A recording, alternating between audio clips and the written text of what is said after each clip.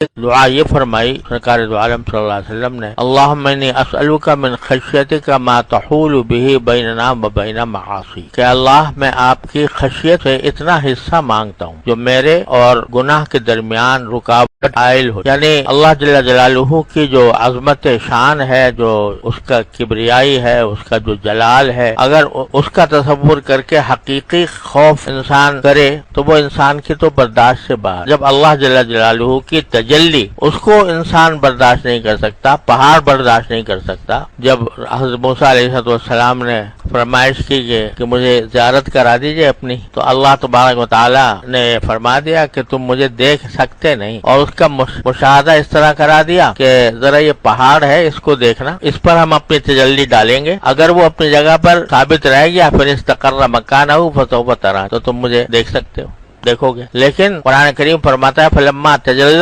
ربہ للجبل جعلہ دکا، جب باری تعالیٰ نے اپنی تجلی ڈالی پہاڑ کے اوپر، پہاڑ پر تجلی ڈالی، اور یہ تجلی بھی کس قسم کی ہوگی اللہ تعالیٰ بہتر جانتے ہیں، تو جعلہ دکا، پہاڑ کو ریزہ ریزہ کر، وخر موسیٰ صاعقہ، موسیٰ علیہ السلام بے ہوش ہو کر گر پڑے۔ خود موسیٰ علیہ السلام پر نہیں ہوئی تھی تجلی، پہاڑ پر ہوئی تھی، پہاڑ گر پڑا، ریزہ ریزہ ہو گیا، اور موسیٰ علیہ السلام صرف پہاڑ کے نظارے کو دیکھ کر بے ہوش ہو گر گئے۔ تو جب تجلی ہو بغیر جلال کے، وہ تجلی کو جلال کے ساتھ تو نہیں تھی، وہ تو جمالی کے ساتھ، جب بغیر جلال کے تجلی ہو تو وہ انسان برداشت نہیں کر سکتا، انسان کیا پہاڑ برداشت نہیں کر سکتا، تو اگر تجلی ہو جلال کی اعوذ باللہ تو پھر انسان کیسے برداشت کر پائے گا؟ لہذا مطلب یہ ہوا کہ آپ کی خشیت کی جو حقیقت ہے، یعنی خوف کی جو حقیقت ہے، وہ تو ہماری برداشت سے باہر ہے، تحمل سے باہر ہے، لیکن اتنا خوف ہمیں عطا فرما دیجئے کہ جو ہمیں ہمارے اور گناہوں کے درمیان حائل ہو جایا کرے، کہ جب کسی گناہ کا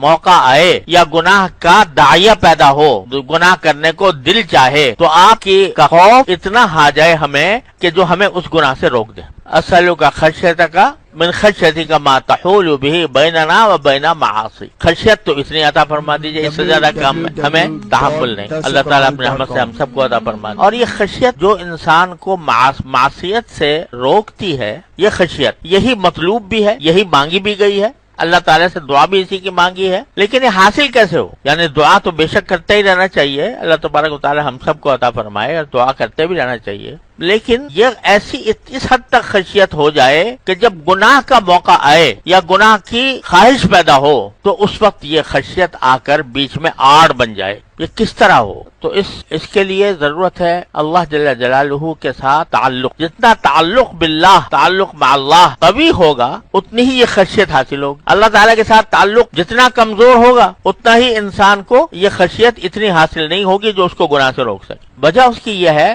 کہ دل میں باری تعالیٰ کے ساتھ تعلق ابھی تک جمع ہوا نہیں، مضبوط نہیں، تو جب کوئی موقع ایسا آتا ہے جہاں پر کہ نفس اور شیطان کسی ایک طرف لے جا رہے ہوں، تو اس وقت کیونکہ تعلق مضبوط نہیں ہے اللہ تبارک و تعالیٰ کے ساتھ، دل میں پیوست نہیں ہوا، اس واسطے بندہ ہزار تعبیریں کر کے وہ اگر خشیت کو تھوڑی بہت آتی بھی ہے تو اس کو دبا دیتا ہے۔ اس کی مثال یوں سمجھے کہ کوئی بے حیائی کا کام ہے، اعوذ باللہ، آج کل تو بے حیائی کا سیلاب ہے، بے حیائی کا کام ہے، اگر دل میں وہ بے حیائی کا کام کرنے کا خیال آیا، خواہش پیدا ہوئی کہ یہ کام کر کے میں لذت لے لوں، میں مزہ لے لوں، تو ایک عام آدمی بھی جب وہ کام کر رہا ہو یا اس کا داعیہ پیدا ہو رہا ہو، دل مچل رہا ہو کہ وہ کام ضرور کروں، باپ آ کے کھڑا ہو گیا سامنے، کہاں جائے گا وہ داعیہ، کہاں جائے گی وہ خواہش، جو کہنے جی مجبور ہو گیا، میں خواہش سے مجبور ہو گیا، نفس کے ہاتھوں مجبور ہو گیا۔ ارے بھائی، جس وقت وہ نفس کے ہاتھ مجبور ہو رہے ہو اس وقت میں تمہارا باپ آ کے کھڑا ہو جائے، تمہارا بھائی آ کے کھڑا ہو جائے، تمہاری ماں آ کے کھڑی ہو جائے، تمہارے استاد آ کے کھڑے ہو جائے، تو وہ رہے گی وہ خواہش، ہوگی جی میں کیا کروں، مجبور ہو گیا، استاد کے سامنے بھی کر رہا ہوں، باپ کے سامنے بھی کر رہا ہوں، بھائی کے سامنے بھی کر رہا ہوں، کیوں نہیں؟ کیوں اس وقت وہ